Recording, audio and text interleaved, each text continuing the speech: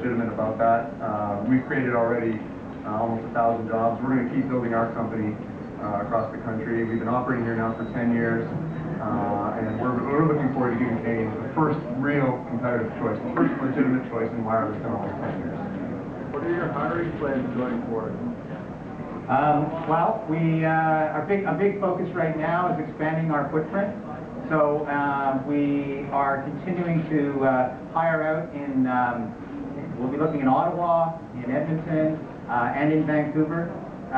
Calgary also, we're hiring up right now.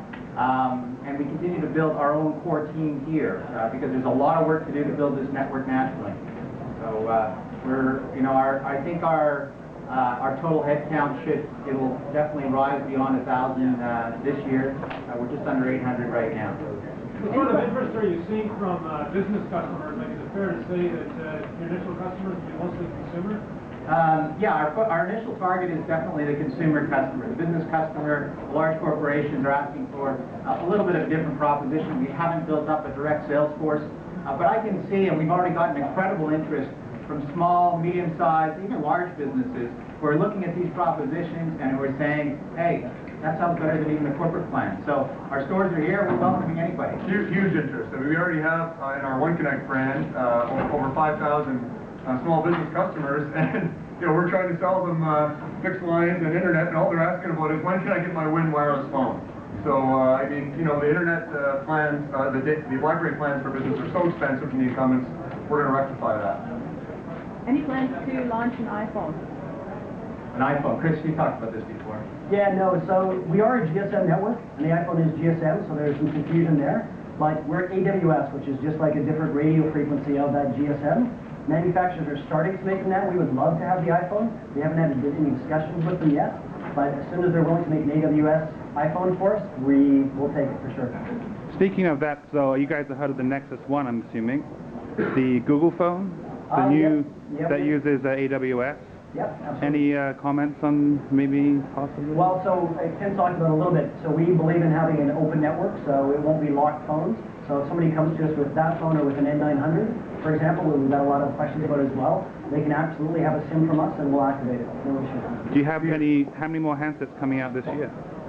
2009, that's the full lineup for 2009.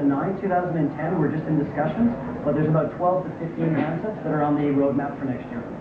Peter. How difficult do you think it's going to be to convince Canadians to pay for their phones up front? They're used to getting discounts on their phones through contracts. We've done a lot of research. I mean, we didn't just come up with a proposition. And what we discovered is that customers are willing to make that trade-off. If they've got a great value proposition, then they're absolutely willing to come out and pay down to get the handset. If you think about the economics that we're presenting here, you could, given the value that we've just talked about in our tariff plans, you can replace your BlackBerry every year if you want, based on the proposition here. So consumers definitely are, and our research says that they're definitely interested in that trade-off, and so we think that we'll find a few customers. And as Ken said, we're selling the handsets at cost.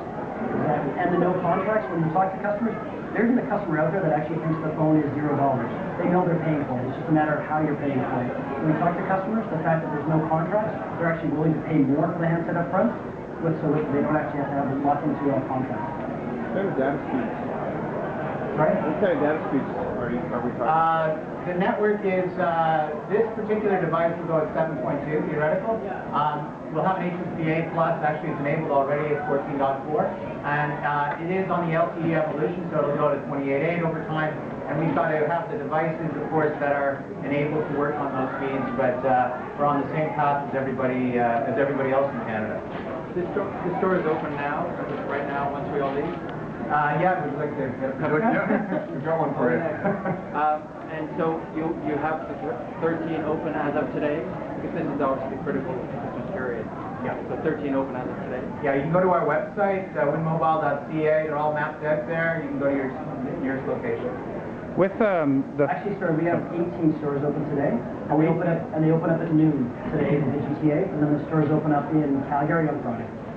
There was some controversy early on in the year about network throttling policies that other carriers were using on the ISP side. So you guys are throttling above a certain limit. Can you talk about that technology and how you're applying that, maybe? Well, I mean, Chris can talk to the specifics on this, but philosophically, obviously, as Chris says, 2 to 3% of the customers that tend to be the people that are maxing out the network, and there's obviously a small percentage of customers that are going to abuse the network. The policy is in place so that all of the other 98% of the customers can enjoy good service. And again, it's still not capped. It's above 5 gig is when we'll actually start to manage the bandwidth on those customers that are the very, very heavy users. Yeah, and we've got a couple of solutions in place, but it is, again, Ken was talking about the fact that we, as a new startup, we have the ability of starting with a blank sheet of paper, so we've designed everything around that customer experience. So even our policy control, we can actually do it at an individual subscriber level. So if the usage is at a time of the night or day when it doesn't really impact the other 98% of the customers, no issue, but we can actually manage it down to the individual subscriber level when, for whatever reason, it's rush hour, essentially. You haven't talked about bundling with other global ag products, internet, long distance. Howard, I think it's a great question. Obviously, our long-term plan is to assess where we can bundle selectively, strategically. As you're aware, we have a home phone offering and we have a high-speed internet offering. Our intention is to build those out over the long term and, of course, compete in the long term. And you may see me standing up here in a few years with a TV offering as well. How do Canadian cell phone rates compare to other countries around the world? Yeah, terrible. So, again, there's a whole bunch of controversy around this, and I'm sure you can find experts that will say one thing versus the other. I worked in Europe with Vodafone for 6 years. I can say the prices in Canada versus the US are at least 60% higher. Prices in Europe, Eastern Europe, Central Europe, Western Europe, Asia are at least half of what we're paying here. It's ridiculous. It's just been 5-6 years where prices really haven't changed. You look at the actual average revenue per user in Canada, it's actually been going up, which is not happening anywhere else in the world. I think we're the worst or the second worst of any OECD country. It's dismal. We're the worst. Yeah. Well, why do you think that is? Because there's 3 operators that didn't actually have any reason not to. 48%, 50% EBITDA margins. There isn't any businesses in the world that can do that, but if you can protect that margin, you do. So what we've seen, even for us, it's been a challenge to get into the market over the last year. It's a very protected group of companies that are essentially dominating Canada. So anywhere else in the world, if you go to Western Europe, you go to Asia, there's multiple operators in any given country. I think it's Denmark has something like 22, 23 different operators.